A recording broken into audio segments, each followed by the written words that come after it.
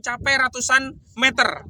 Atau lebih tepatnya kalau menurut pagar laut rata-rata itu ada sekitar 900 meter atau 1 kilometer dari bibir pantai. Padahal menurut kami meyakini Pemprov dari Banten ini ya terlibat. Kenapa? Karena semestinya tidak bisa dikeluarkan rencana tata ruang dan wilayah di daerah sepadan dari laut karena itu harus steril dari kepemilikan swasta atau korporasi ya. Itu harus wilayahnya menjadi kewenangan negara. Dan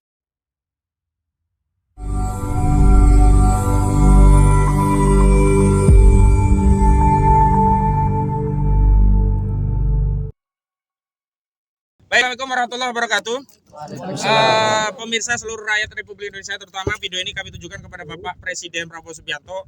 Kami benar-benar datang ke lokasi yang kemarin videonya viral. Ternyata wilayah laut yang kita anggap sudah selesai dengan dicabutnya pagar laut ternyata sudah direklamasi sampai batas pagar laut. Nah, videonya ada ini ya, nanti kita bisa lihat di sini.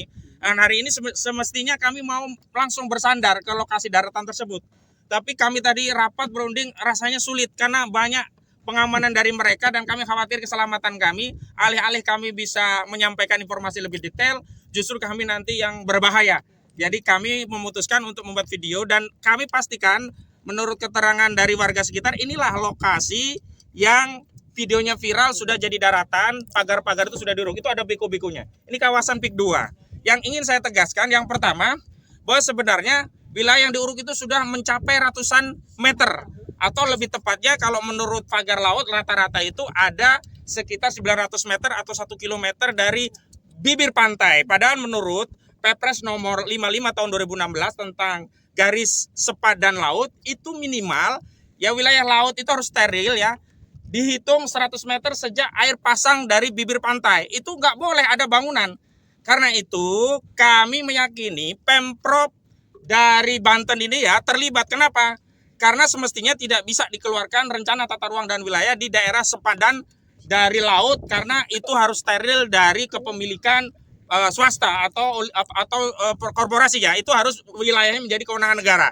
Dan kami tadi juga sudah melihat di bibir sungai ya, di garis sempadan sungai juga agak mepet karena perlu dicek lagi.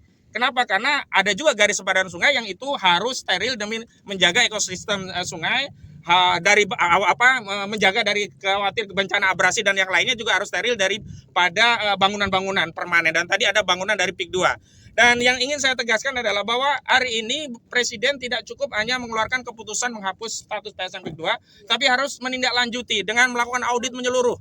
Nih diantaranya audit lahan. Berapa wilayah tanah rakyat yang sudah dirampas oleh PIK 2, berapa wilayah tanah yang menjadi kewenangan negara yang sudah dirampas oleh PIK 2, dan buktinya kami sudah ada di lokasi yang videonya viral. Ini kira-kira 100 meter. Sekali lagi ya, kami khawatir, terus terang khawatir mendekat karena khawatir kami diusir atau bahkan keselamatan kami nanti tidak terjamin kalau ada di wilayah yang konon itu diakui sebagai wilayah kedaulatannya Aguan. Jadi orang-orang nggak bisa masuk kecuali atas izin PIK 2. Padahal dalam negara Republik Indonesia, sepanjang itu wilayah kedaulatan Indonesia, seluruh rakyat Indonesia bisa bebas masuk dan keluar wilayah yang itu menjadi kedaulatan wilayah Indonesia.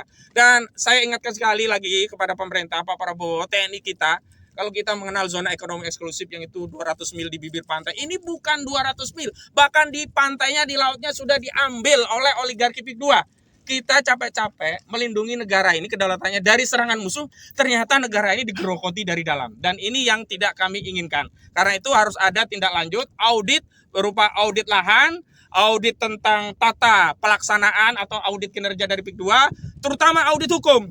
Karena kami yakini banyak backing-backingan, baik dari institusi polisi, oknum-oknumnya juga dari kejaksaan. Nah, kami ingatkan kepada Jaksa Agung agar mengawasi kinerja Reda Mantovani. Karena kami lihat dia lebih sibuk melayani PIK 2, hadir dalam penyaluran CSR PIK 2, padahal tugas-tugas intelijen, dia kan Jampis Jaksa Agung Muda bidang intelijen. Semestinya dia harus mengumpulkan informasi intelijen tentang wilayah ini, mana saja yang sudah diambil kewenangannya dari negara menjadi milik swasta. Kenapa?